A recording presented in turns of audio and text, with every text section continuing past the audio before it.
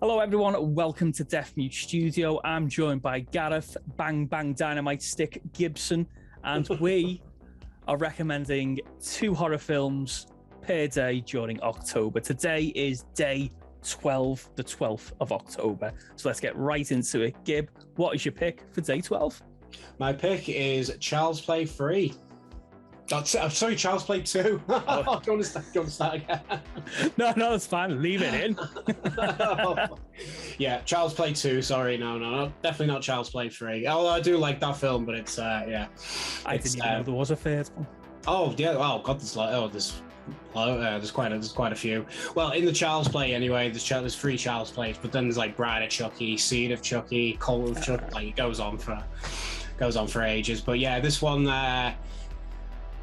one's my favourite, I think, of all of them. I do love the first one as well. Like, the first one probably would go on the list, but I don't want to bog down my list with the same, films from the same genre, same franchise. So, but I do love this one. Like, this one's just a lot better pace.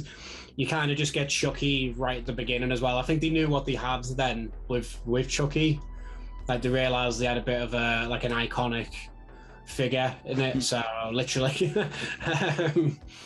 and it just kind of jumps right into just like Chucky killing people again, yeah, I just think it's a lot more enjoyable. The comedy in it kind of lands as well, and it's got like a really fun finale as well, set in the toy factory, where he gets like melted and shit, and yeah, so yeah, it's just I think that's my pick, and obviously, I love Brad Dourif as well as the voice of Chucky, as always Iconic, and yeah, he's probably at his funniest in this one, and yeah, that's my pick.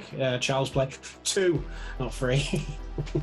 Cool. I mean, I've only seen the first one, yeah, and the remake, and it's not for me.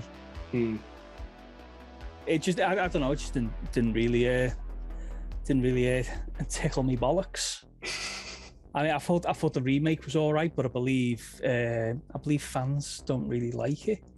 Yeah, I think the fans have like kicked off about it because they've sort of modernized it. It's like an AI robot and stuff, isn't it? And I thought it worked. Yeah, I thought, well, if you're going to do a remake, there's no point just doing exactly the same thing. You might as well modernize it. But yeah, I mean, it still isn't. Yeah, like, I think Brad Dourif as a voice as well. Like, not like he's just what you think of when you think of Chucky as well. Yeah. Even though Mark Hamill did a good job on the remake. He's a very good voice actor, Mark Hamill. He's done loads. I love him as the Joker.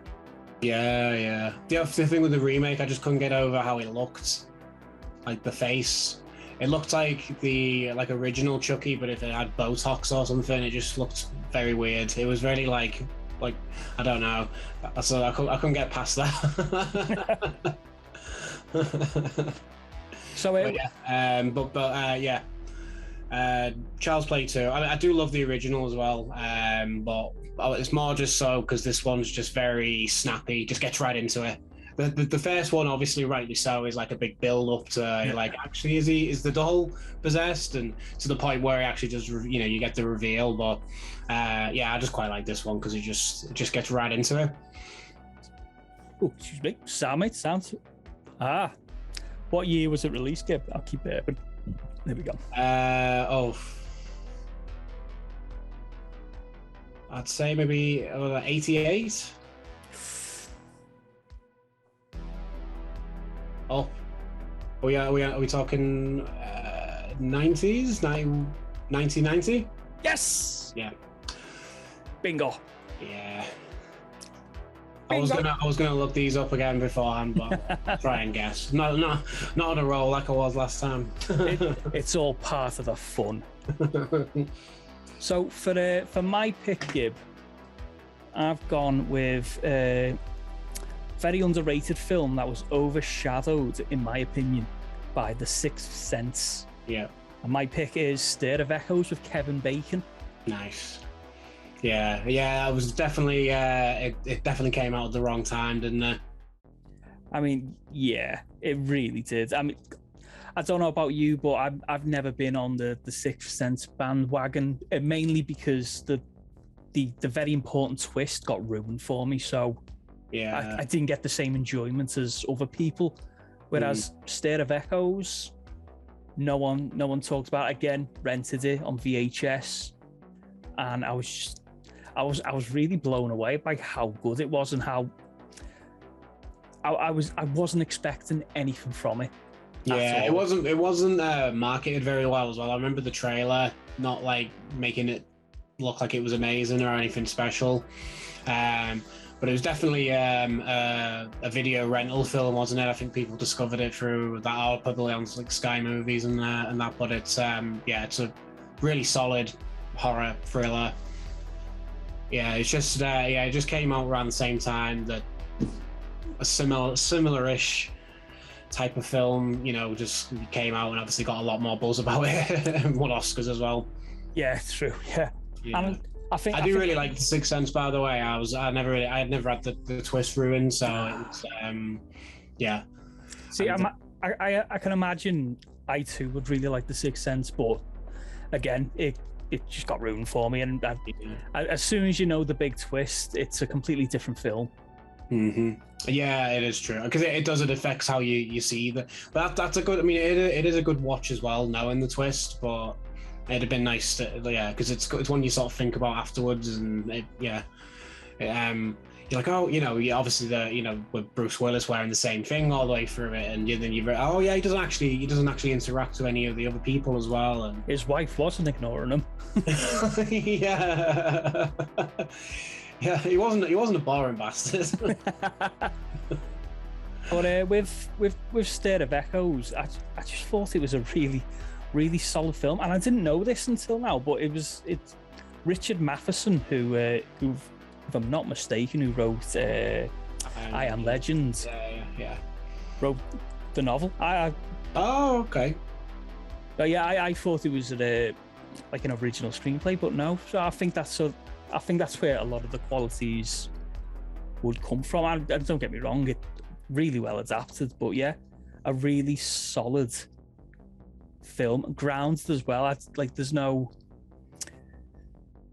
There's nothing too extreme in there in terms of you don't have to take a really big leap of logic.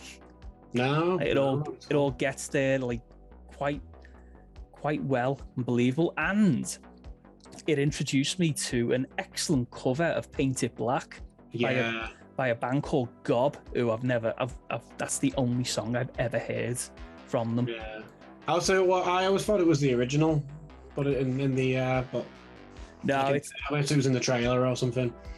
I think the original was in the trailer. Yeah, but in the film, it's more of a contemporary punk rock song. With a bit more testosterone in it. A little bit more oomph. Yeah. Umps. As McLovin would say. I really need to watch that film again. It's been a while since I've checked that film out, so I'm pretty sure we do have it. So I'll have to. I mean, yeah. If you can't find it, I'm pretty sure it's on Amazon Prime. Yeah, it's not a hard film to find, definitely. No, yeah, it is. I do really like that film. It's so underrated, but like you said, it is getting a bit of a fan following. So yeah. It's one of those films of like people who've watched it generally like it. It's just not a very overstated film, but everyone's heard of. Exactly. I always like to pit it against The Sixth Sense and kind of get like a little warring fan division on the go, which is something I'm usually against, but I just like pitting them against each other and fighting in the corner of State of Echoes. Yeah, I'm sure I remember like back in the day as well, like people saying, "Oh, it's just a Sixth Sense rip-off," and I was like, it came out the same year. You think like people just went, "Oh yeah, that Sixth Sense came out in January, that was good," and then they made a film, like a whole film in 6 months. Yeah, I'm sure it works like that. Yeah, with Hollywood actors and stuff. Yeah. But that's exactly how it works. Exactly how it works. Yeah. Excellent. So there are picks for day 12, Gib. Yeah.